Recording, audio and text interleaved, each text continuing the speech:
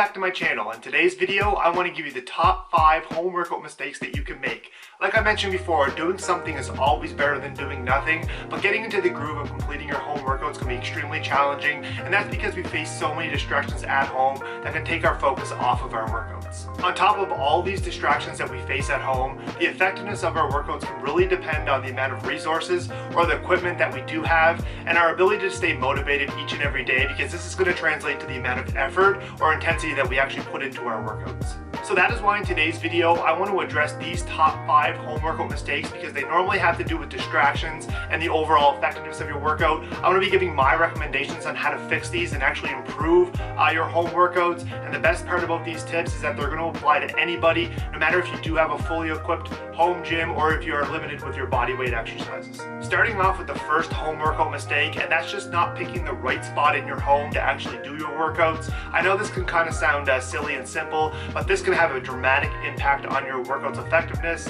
So for example, if you do pick like a common area like the kitchen or the living room to actually complete your workouts in, there are so many distractions, from the TV to the food to the fridge to anything that can kind of interfere with your workouts. So what my advice is to find a room, whether or not it be your bedroom, your bathroom, your basement, or something that you're able to kind of seclude yourself to, so you're able to get your workouts in without those distractions. And I know most of you are probably thinking, well, I live in a small apartment, or I don't have a lot of space, and I'm in the same situation. I currently live in a 1-bedroom apartment, and honestly for me it's been my bathroom, because it's kind of a little bit bigger than most bathrooms, and I find that I'm able to shut the door and turn my music on and really get that workout in.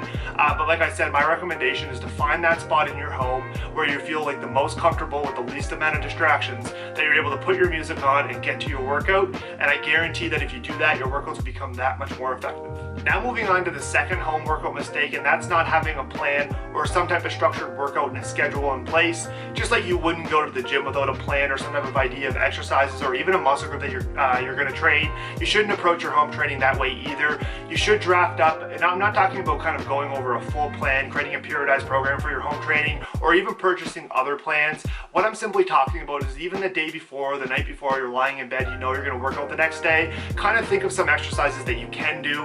Maybe you are only limited to body weight, you do have some resistance bands, whatever your resources are, think of ways that you can kind of, different exercises that you could include, and just kind of jot them down. And by actually jotting them down, you're going to increase your ability to actually follow through with that. You're going to get yourself into the right mindset, knowing that you have some type of structure or plan in place to actually approach your training for that next day. Because if you don't, you're far less likely to definitely blow off your workout. I know for the first couple days of home workouts, I wasn't really I didn't have a plan in place. I didn't have the exercise ideas that I wanted to do, and this honestly just led me the next day just kind of say, you know what, I don't even want to work out. I don't know what I'm doing. I don't know what exercises I'm going to follow.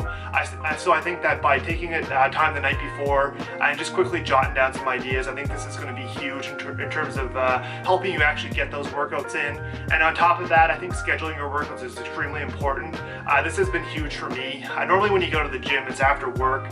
So if you work a 9 to 5, maybe you go for 6 o'clock, and you kind of have an idea that day when you plan to actually work out. I think with home workouts, if you are isolated to your home and you were kind of sitting home all day, you're just kind of sitting there doing nothing, and the day can definitely drag on. And I know personally for me, the more that the day drags on and it kind of rolls into the evening, the far less likely I'm going to actually get my workout in. So I think when you're actually sitting down and thinking about the exercises that you're going to do, I think that if you kind of pick a time, well, let's say it's 3 o'clock or 4 o'clock, write that down as well and really kind of stick with that, even if you have to set an alarm on your phone to remind you. I think by doing both of those things, you're definitely going to increase the effectiveness of your workouts, because you're going to be able to get them in way more consistently. The third home workout mistake that I want to discuss is kind of a continuation of planning your workouts, and it comes down to the exercise selection. It's knowing the difference between the strength exercises and the conditioning exercises. And what I mean by this is that if you do Google best home workouts or best home workout exercises, chances are there's going to be a lot of conditioning exercises that are going to come up, because they are extremely effective for kind of hitting multiple muscle groups. These conditioning exercises that I'm referring to are things like burpees, mountain climbers, jumping jacks, things like that that you normally can do in your home. Those are going to be what's called conditioning exercises, and that's going to be what's coming up for the most part. Yeah, you're going to be able to get push-ups and stuff, but I find that when I Google it, that's a lot of the stuff that I found. And I think that just knowing the difference between conditioning exercises and strength exercises, and I think that when you do this, you have to understand what your goals are. Everyone's goals are different. So for example, if you are training, if you take me for an example, my focus is obviously bodybuilding, so those are the exercises that I want to include as more bodybuilding based exercises. Therefore, I'm going to want to prioritize strength exercises. So I'd want to be able to include things like push-ups, dips, inverted rows, anything that's going to really challenge my strength versus my conditioning. I think that's the next mistake that I think people make, is that they don't really align their goals to the right exercises. But I do want to mention too that it's if you are trying something new, maybe you are purposely including conditioning exercises because you're not used to that style of training and you want to get better at it, then that's completely fine, and I'm not knocking them. They are extremely effective, but I think you have to really understand your goals and really kind of pick your exercises according to your goals and really kind of put some thought into your exercise selection. Fourth home workout training mistake is your ability to not be creative with your surroundings. I think the biggest thing that you can do with your workouts is to include some type of variations to exercise, whether or not you have to incorporate household items into your training. Some common things that I really like is kind of bathtubs. I find that that's been really great for being able to do dips. I also like setting up chairs. I did an inverted row variation. I'll throw it on the screen so you can see it, but basically what I did was I set up 2 different chairs and I put a broom across it and I did inverted rows. I think that if you don't have that creativity part in your training, then you're really going to be limiting yourself to just strictly push-ups and boring body weight exercises, and then maybe you have to be forced to do jumping jacks and high knees and burpees, things that you don't enjoy just because you're not able to get creative.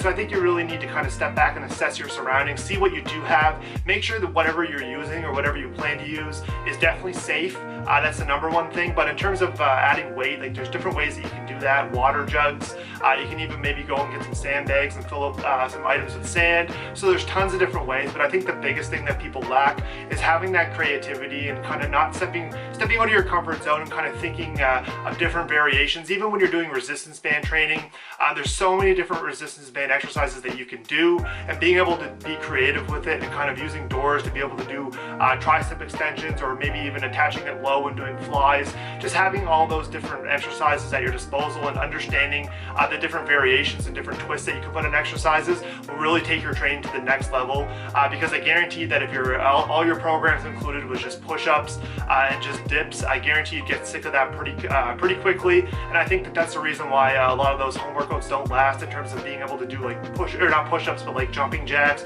and burpees and mountain climbers, because a lot of times people don't enjoy that. Personally, for me, I absolutely hate doing those conditioning exercises, so that's kind of why I wouldn't be able to stick with that. So because of that, I want to be able to be a little bit more creative and throw different exercise variations that I would normally be able to do in the gym, and try to find ways to be able to do them in my home. However, if your goals are conditioning, then you might enjoy those exercises. So it all depends on your goals, but I think the biggest and the bottom line is to find ways to get creative, and really I guarantee that if you do that, you'll be able to take your training to the next level at home. And the fifth and final home workout training mistake that you can make is counting reps and not training to failure. In the gym, we're so used to going in there and counting reps, doing 3 sets of 10, 3 sets of 12, whatever we're doing. The reason being is because in the gym we have access to all this weight. So if we were to go and put a certain weight on the bar and we were to get 15 and we tried to get 10, all we do next set is just to kind of add weight.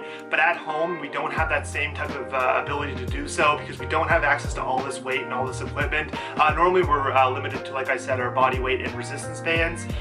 So in terms of doing it at home, what I would recommend is if you're doing push-ups, you can count the reps for push-ups and body weight exercises if you want. That won't be the make or break. But I think in terms of resistance bands, the number one thing that I learned is when you're doing resistance band training, to really focus on actually feeling the muscle and feeling the contraction, kind of that mind-muscle connection over actually counting the reps. And I actually, when I do them, I don't even count reps when I do any type of resistance band exercise. I just kind of go until 1 or 2 reps shy of failure, and wherever that lands me, most times that is over 15 reps. So to kind of give you an idea, in the gym we kind of either focus on strength or hypertrophy for the most part. As bodybuilders, meaning if I'm going to be going in there and focusing on strength, I'm going to be kind of aiming for maybe 5 reps.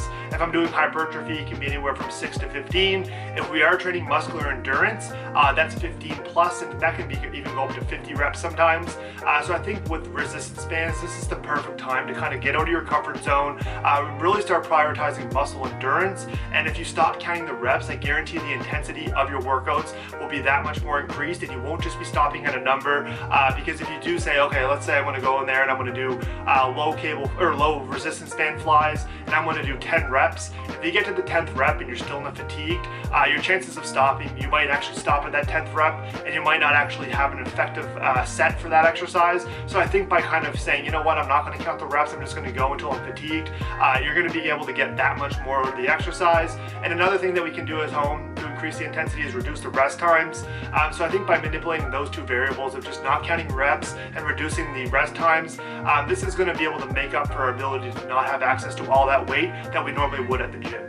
Alright, so that's it for today's video on the top 5 home workout mistakes. I guarantee that if you take these tips and apply them to your training, you're going to increase the effectiveness and consistency of your home workouts. Don't forget to subscribe to my channel, because I do have a lot of great exciting content planned and in the works that I'm really looking forward to share with you guys. So make sure to hit that subscribe button. Also turn on the bell notifications. I do release videos 3 times a week now, every Sunday, every Wednesday, and every Friday. So I want to make sure you guys get notified every time I drop a new video. So make sure to turn on those bell notifications and also give the video a like. I do appreciate all the support and feedback. It definitely goes a long way, and I'll see everybody here next time. Alright, peace out.